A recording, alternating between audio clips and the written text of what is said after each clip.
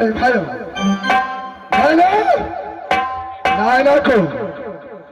भाई वीर सिंह को, साथ में बकर सिंह को भेज दिया। कहा तो फिर अकबर के पास कहता है ना कि हिरिया जिरिया बहुत जादू गिरनी है राज बंगाल में। मैं यहां से चलता हूं राज बंगाल से हिरिया जिरिया को लाकर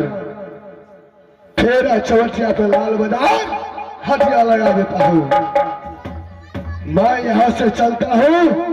राज बंगाल हिरिया जिरिया को लाने के लिए।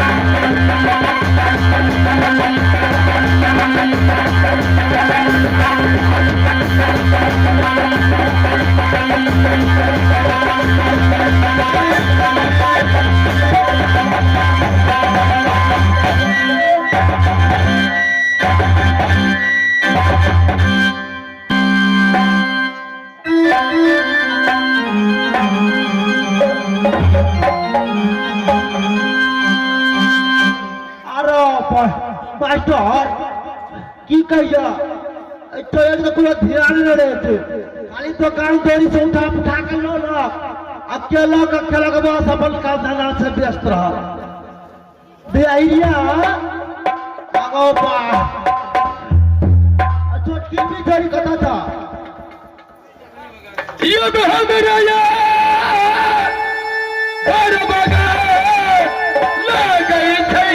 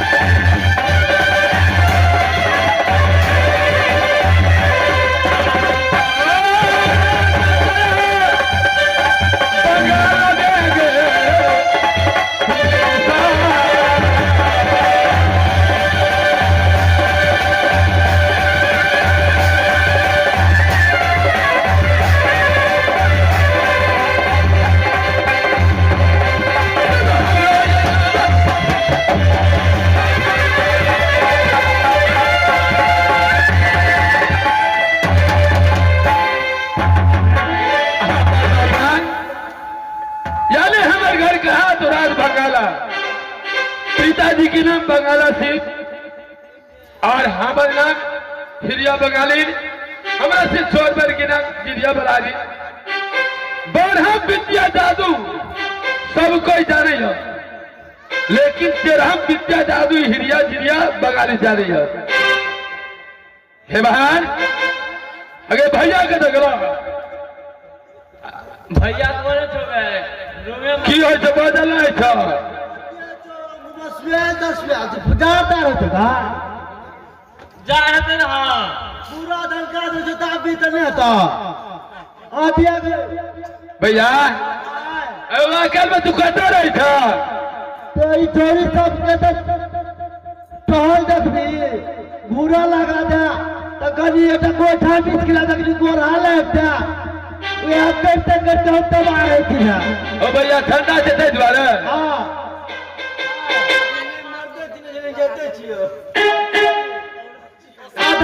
आधा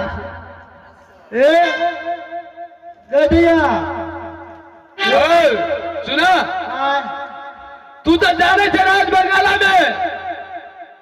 हिरिया जिरिया बंगाली ने बहुत जादूगिरी है से तो ठुके बात दिया वो अपने बा हमर बहन बात दुआर एक नंबर के हाथल देने छे ए लगवा बरा हक्का जान की कहै छै एक नंबर ठीक के बात कर एक नंबर देखिए एक नंबर हमर बहन दे छे जत्ते देखै छिए मास्टर साहब देखिए जत्ते उसका बुझाइए सदस्य हुआ का मुट्ठी बना देने छे हमर बहन एते जादूगिरी छे हम किया आहो भाई भैया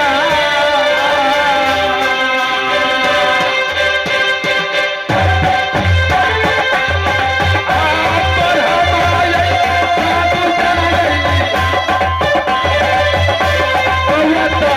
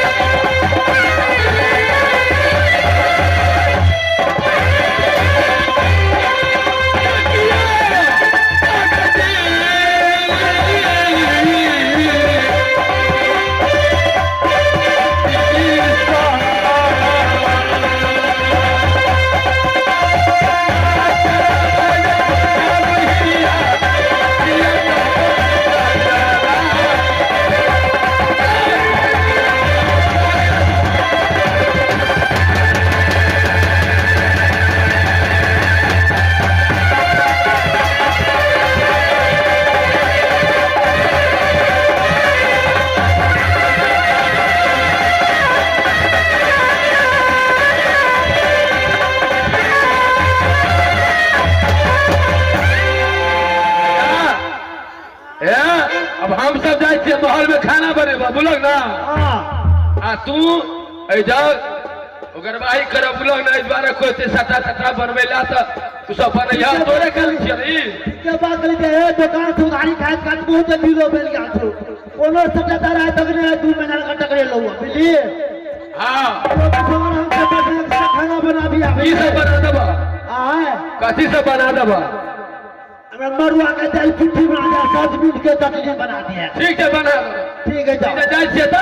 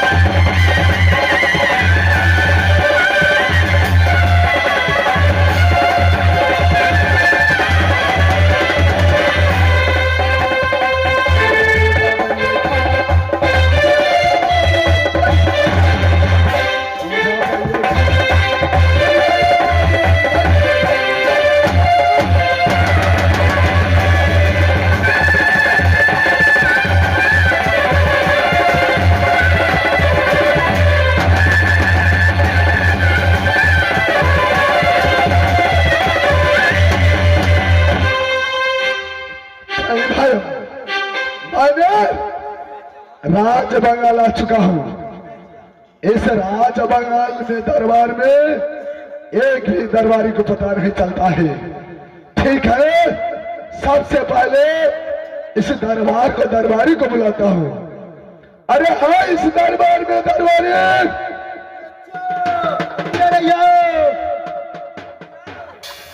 क्या